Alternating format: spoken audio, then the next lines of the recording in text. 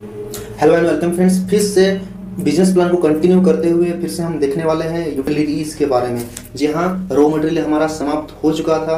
कोई बहस नहीं, कोई टाइम पास नहीं। चलिए इस टेक चैनल में आपको जल्द से जल्द टाइम बचाते हुए आपको ले चलते हैं यूटिलिटीज में। यहाँ पे हम देखेंगे पावर इलेक्ट्रिसिटी। पावर इलेक्ट्रिसिटी में हमें ईयरली में हमें डालना है। यहाँ पे ईयरली एक्सपेंडिचर दिखा रहा है तो हम यहाँ पे 2400 रुपये डाल दिए। महीना का अगर 200 रुपये जा रहा है तो सालाना का 2400 रुपये जाएगा। ठीक है, तो हमने यहाँ पे 2400 रुपये डाल दिया।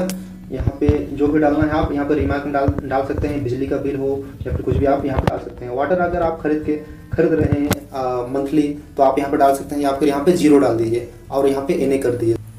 आगे हम देखते हैं any other item. Any other item अगर कुछ आप अदर यूज इस्तेमाल कर रहे हैं आइटम तब यहाँ पे डालिए, या फिर इसको आप 0 डाल दीजिए और रिमार्क में NA कर दीजिए। ठीक है, NA होने के बाद यहाँ पर देखिए सेव कर दीजिए। इसको सेव हो गया, सक्सेस हो गया। अगर आप 0 या फिर NA नहीं डालते तो सेव नहीं होता।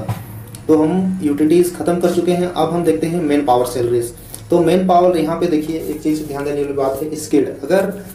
अगर कोई बंदा को आप ट्रेनिंग वो लिया हुआ है कहीं से 4-5 साल से वो काम कर रहा है और वो एक्सपीरियंस है काफी, तो आप उसको काम पे रख रहे हैं, सैलरी बेस पे आप रख रहे हैं, तो अभी आप यहाँ पे डालें, अन्यथा इसको 0 करके आगे बढ़े। हम यहाँ पे देखिए सेमी स्किल्ड, अगर वो अधूरा है, अधूरा ज्ञान है, उस पर अधूरा क्षमता है, वो किस टाइप का है उसी के हिसाब से यहाँ पे डालना है। तो आप किसी को नहीं रख रहे हैं तो आप यहाँ पे भी 0 डालिए, उसके बाद 0 डालिए। यहाँ पे अनस्किल्ड को भी अगर आप सैलरी बेस पे अगर रख रहे हैं तो आप यहाँ पे पैसा अमाउंट डाल सकते हैं। उसको हम नहीं डाल रहे हैं क्योंकि वो दीदी जो है घर का किसी को वो लगा रहा है, घर का ही बंदा है, इसके हम यहाँ पे 0 डाल रहे हैं। यहाँ पे हम 0 डाल देते हैं। Withdraw by owner also as. यहाँ पे देखिए आप खुद उस बिजनेस को चला रहे हैं, खुद ऑपरेट कर रहे हैं, तो आप यहाँ पे देखिए विथड्रॉ पर मंथ। एक मंथ में आप कितना रुपया आप लीजिएगा, तो एक मंथ में वो 3000 रुपये निकाल रहा है बिजनेस से, तो कितना हो जाएगा ईयरली 36,000 रुपये। 36,000 हो गया। उसके बाद यहाँ पर देखिए एनी अदर, तो अदर कोई खर्च नहीं कर रहा है तो हम यहाँ पे सेव कर देते हैं। इसको सेव हो गया, मेन पावर सेव हो गया। एडमिनिस्ट्रेटिव, यहाँ पे देखिए एक्सपेंसेस का एडमिनिस्ट्रेटिव क्या है, स्टेशनरी प्रिंटिंग। हाँ, स्टेशनरी यहाँ पे स्टेशनरी एंड प्रिंटिंग। स्टेशनरी यहाँ पे प्रिंटिंग का खर्च जो है, रोज दीदी लिखती है, लिखा जोखा जो करती है, उसका जो खर्च आया होगा ईयरली का 200 रुपया 300 रुपया जो है आप यहाँ पे डाल दीजिए। यहाँ पे 200 रुपया पूरे एक बुक रहता है और पेन रहता है, 1 साल चल जाएगा इसमें आराम से। तो यहाँ पे नोटबुक डाल देते हैं, नोटबुक। उसके बाद देखिए ट्रैवलिंग अमाउंट। ट्रैवलिंग क्या है, अगर यात्रा कर रहे हैं आप, जिस प्रोडक्ट को मंगा रहे हैं या फिर गाड़ी भाड़ा लग रहा है मंथली में, जो भी मंथली बेस पे जो लगता है, 500 रुपये लेता है, 600 रुपये लगता है, कितना लगता है एक मंथ में, तो उसी को आप कैलकुलेट करके आप यहाँ पे मल्टीप्लाई कर दें 12 मंथ से, और उसके बाद आपका यहाँ पे निकल जाएगा। तो अगर एक महीना में वो 500 रुपये का अगर वो ट्रैवलिंग कर रहा है तो देखिए 12×5 = 6,000 रुपये हो जाएगा उसका। यहाँ पे यात्रा खर्च डाल सकते हैं।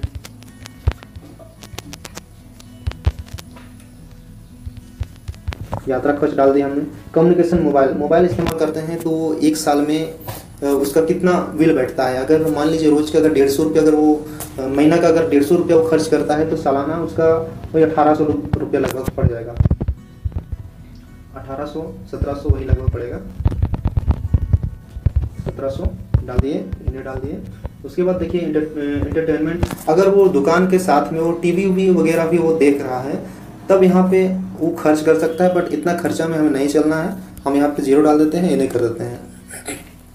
बिजनेस इंश्योरेंस उसका कोई ज़रूरी नहीं है इस दुकान के लिए, तो इसलिए हम यहाँ पे इन्हें डाल देते हैं। रेंट खर्च देखिए, रेंट ऑटोमेटिकली यहाँ पे 24,000 आ चुका है, यहाँ पे डाल दिया हमने। रिपेयर एंड मेंटेनेंस, उसको जिससे जो दुकान चल रहा है उसका रिपेयर एंड मेंटेनेंस तो होगा ही होगा। जैसे कि मान लीजिए डिजिटल स्केल का कोई बैटरी अगर खराब हो गया तो उसको चेंज करना पड़ सकता है, कैलकुलेटर का बैटरी खराब हो गया तो उसको चेंज कर सकते हैं।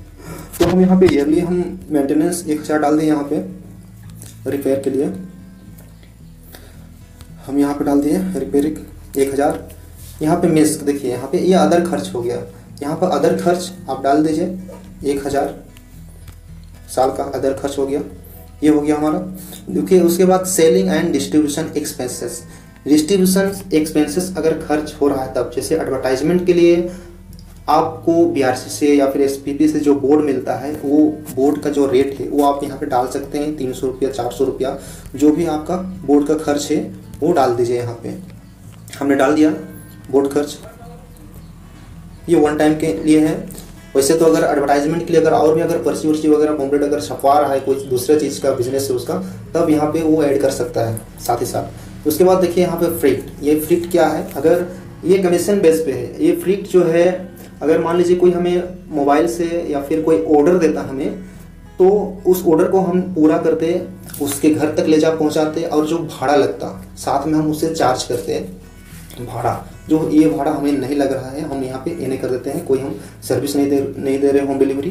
यहाँ पे देखिए कमीशन भी, ये कमीशन भी उसे भी आता है अगर वो होम डिलीवरी करवा रहा है, तो जो आप कमीशन रखना चाहते हैं वो सब है। यहाँ पे एने कर देते हैं इसको। यहाँ पे भी अदर खर्च बोल रहा है, इससे डिस्ट्रीब्यूशन के अंतर्गत ये अदर खर्च, तो ये हम डिस्ट्रीब्यूशन कर ही नहीं रहे, तो हम यहाँ पे एने कर देते हैं। उसके बाद हम इसको सेव कर देते हैं। सेव करने के बाद देखिए दोस्तों, यहाँ पे 3.9 वर्किंग कैपिटल, जो कि बहुत समय से आपको प्रतीक्षा करनी पड़ रही होगी दोस्तों। तो यहाँ पे हम देखेंगे, आगे बात करने से पहले मैं कुछ आपको बता दूं कि कौन सा क्या चीज़ है, तो आप क्लियर रहेंगे, ठीक है। तो यहाँ पर हम वर्किंग कैपिटल जैसे ही आते हैं, यहाँ पर देखिए raw material stock for trading and service use this area for finish good. ये फिनिश गुड के लिए है, जो हमारा दुकान में जो है फिनिश गुड है, सारे का सारे फिनिश गुड है। यहाँ पे holding period in days, holding period in days क्या है दोस्तों, यहाँ पे देखिए, अगर महीना में आप रोज तो सामान नहीं लाते होंगे, रोज सामान आप नहीं लाते हैं, महीना में हो सकता है आप एक बार लाते हैं, 2 बार लाते हैं, तो कितनी बार होल्ड रहता है। अगर मान लीजिए आप 1 तारीख को सामान लाए और 10 तारीख को आप बेच रहे हैं, तो आपका होल्डिंग पीरियड कितना हो गया, 9 से 10 दिन हो गया आपका होल्डिंग पीरियड। अगर 1 तारीख को आप ला रहे हैं और 30 तारीख को आप बेच रहे हैं, तो आपका होल्डिंग पीरियड कितना हो गया, 29 से 30 दिन हो गया। उसी प्रकार से देखिए, हमारा ये छोटा दुकान है, तो अगर आज ला रहे हैं, तो हो सकता है आज का जितना स्टॉक माल रहेगा, होल्ड रहेगा, वो कल से बेचने स्टार्ट हो जाएगा, यानी कि 1 दिन होगा। तो यहीं पे महीना में अगर 2 बार मंगा रहे हैं, तो साल में आपका कितना बार हो जाएगा, 12 दूनी 24 बार हो जाएगा। 24 दिन आपका यहाँ पे होल्डिंग हो रहा है, ठीक है। तो हम यहाँ पे डाल दिए 24 दिन होल्डिंग डेज, यहाँ पे डाल दिया।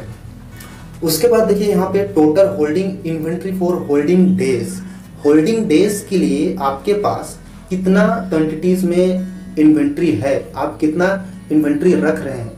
इन्वेंट्री को मैं आपको सरल तरीके से थोड़ा सा बताना चाहता हूँ, वीडियो लंबा हो सकता है दोस्तों, इसको आप देख लीजिए।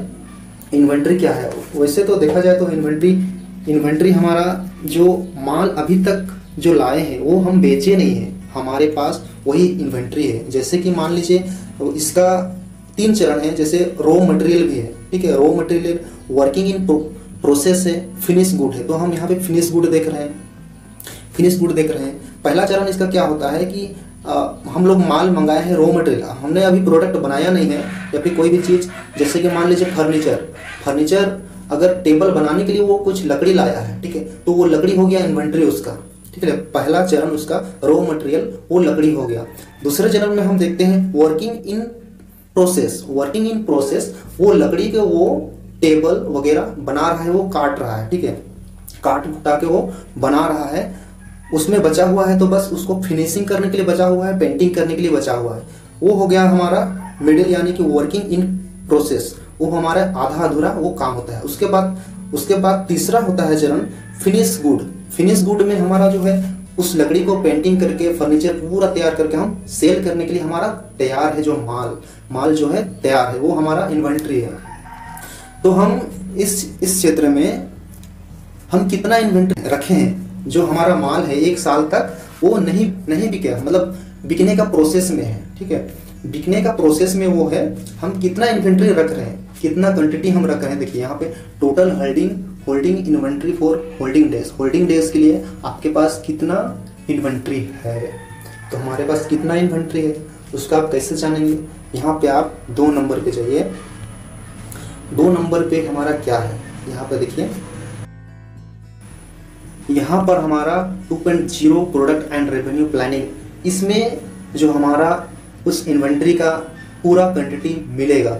सो दोस्तों, इस वीडियो को आगे ले जाते हुए इस वीडियो को यहीं विराम करते हैं और नेक्स्ट पार्ट जो अभी जो वीडियो स्क्रीन में जो आ रही है उसको आप टच कीजिए और आगे बढ़िए। इस वीडियो को मैं लंबा नहीं बना रहा हूँ ताकि ये जो है नेक्स्ट पार्ट में बदल जाए, इसलिए मैं इसका नेक्स्ट पार्ट डाल रहा हूँ। अभी आपके पास जो स्क्रीन में आ रहा है उसको आप टच कीजिए, आपको उसमें पूरा जानकारी इसमें मिलेगा। सो फ्रेंड्स, यहीं तक, थैंक यू।